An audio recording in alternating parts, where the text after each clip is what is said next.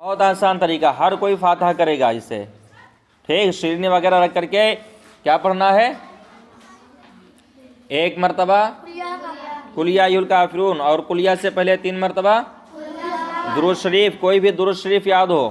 اس کے بعد میں 1 مرتبہ قل یا، اس کے بعد میں 3 مرتبہ سورہ اخلاص یعنی قل ھو اللہ احد. اس کے بعد میں 1 مرتبہ سورہ فلق. کون سی سورہ فلق ہے؟ قل اعوذ برب الفلق. اس کے بعد میں 1 مرتبہ سورہ ناس. کون سی سورت ہے؟ اور اس کے بعد میں 1 مرتبہ سورہ فاتحہ. کون سی سورہ فاتحہ؟ اور اس کے بعد میں سورہ بقرہ کی شروع کی چند آیتیں، جس کو بولتے ہیں الف لام میم، یعنی الف لام میم سے لے کر کے ہم المفلحون تک. یہ اگر یاد ہے تو اس طریقے سے فاتحہ پڑھی جائے. بہت ہی آسان طریقہ ہے، ہر کوئی پڑھ سکتا ہے. اور جو پڑھا لکھا نہ ہو اور اس کو فاتحہ کرنے والا کوئی نہیں مل رہا ہے، 22 رجب کو کنڈوں کی فاتحہ ہے، اگر کوئی مل نہیں رہا ہے تو ایسے ہی فاتحہ کر سکتا ہے. کس طریقے سے؟ درود شریف پڑھے اور جو اس کو قرآن میں سے یاد ہو وہ پڑھ لے، ٹھیک. لیکن فاتحہ کرنے سے پہلے اس کو کیا کرنا ہے؟ پاک ہونا ہے. پاک، اپنے جسم کو پاک رکھنا. اسے پاک رکھنا ایمان کا آدھا درجہ ہے، پاک رہنا. تو پاک ہونا ہے. پاک ہونے کے بعد باوضو ہو کر کے قرآن سے جو کچھ پڑھ سکتا ہے وہ پڑھے، اور پڑھنے کے بعد میں سب کے نام سے اس کا ایصال کرے، مطلب ثواب سب کو پہنچائے، سب کے نام سے ثواب پہنچائے. اور لاسٹ میں حضرت سیدنا امام جعفر صادق رضی اللہ تعالیٰ عنہ کے نام بالخصوص فاتحہ کرے. یا اللہ جو کچھ بھی پڑھا ہے تیرے فضل سے اس کا ثواب بالخصوص حضرت سیدنا امام جعفر صادق رضی اللہ تعالیٰ عنہ کی بارگاہ میں نذر کرتے ہیں، قبول عطا فرما. ٹھیک ہے، اس طریقے سے فاتحہ کی جائے گی. بہت آسان طریقہ ہے. اور 22 تاریخ کو حضرت سیدنا امام جعفر صادق کے نام سے فاتحہ ہوگی. اور جیسے کہ اپنے گاؤں میں اور بعض جگہوں کے اوپر ایک چیز اور چلتی ہے کہ 22 کو کنڈے نہ کیے جائیں، بلکہ 15 کو کر لیں، 17 کو کر لیں، 21 کو کر لیں، 23 کو کر لیں، 22 کو نہ کریں. کیوں؟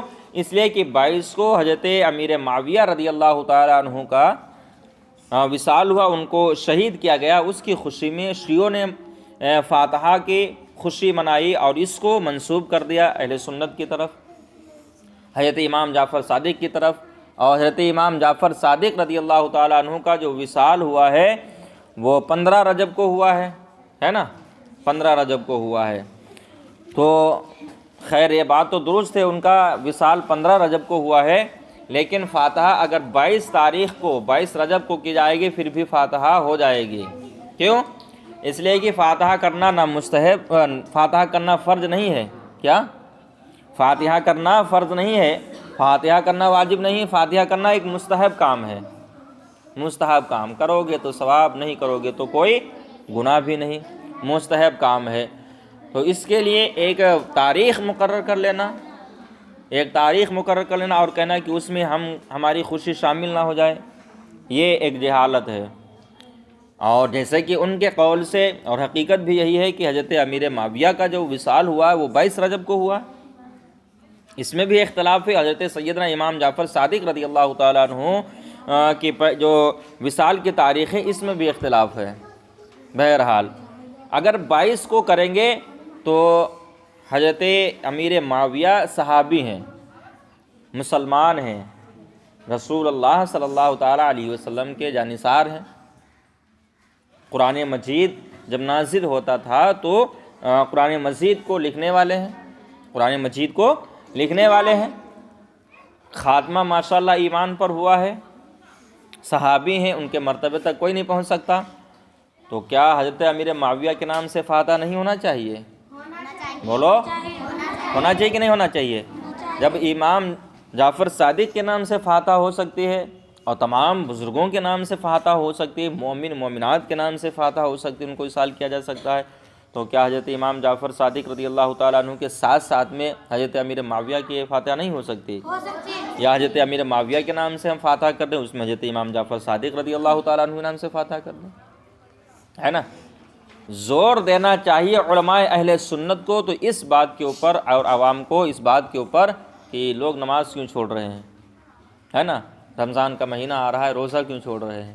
کام کی خاطر روزہ نہ چھوڑیں بلکہ روزے کی خاطر کام چھوڑیں، کام کی خاطر نماز نہ چھوڑیں بلکہ نماز کی خاطر کام چھوڑیں، ہے نا۔ یہ مستحب کام ان کے پیچھے لگے پڑے ہوئے ہیں، 15 کو کرنا ہے، 17 کو کرنا ہے، 22 کو نہیں کرنا ہے، غلط چیزیں ہیں، ٹھیک۔ تو 22 کو فاتحہ حضرت امام جعفر صادق رضی اللہ تعالیٰ عنہ کے نام سے ہوگی، اور فاتحہ کرنے کا بہت آسان طریقہ آپ کو بتایا ہے، ٹھیک۔ اور اس طریقے سے ہر کوئی فاتحہ کر سکتا ہے، ہر کوئی، اور یہ ضروری نہیں کہ مولانا صاحب ہی آئیں تب فاتحہ ہو، آپ میں سے سب لوگ بھی کر سکتے ہو، بس پاک ہو، اچھی چیز بنی ہے اس پہ آپ فاتحہ کر دیں۔ حضرت امام جعفر صادق رضی اللہ تعالیٰ عنہ یہ حضرت امام حسین رضی اللہ تعالیٰ عنہ کی نسل پاک سے ہیں، کس کی؟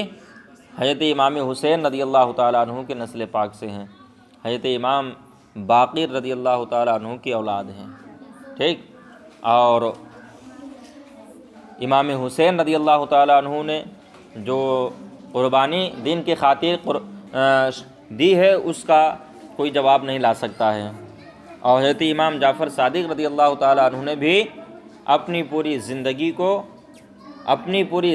کو یاد خدا میں، خوف خدا میں گزارا، اور لوگوں کو حق کا پیغام دیا،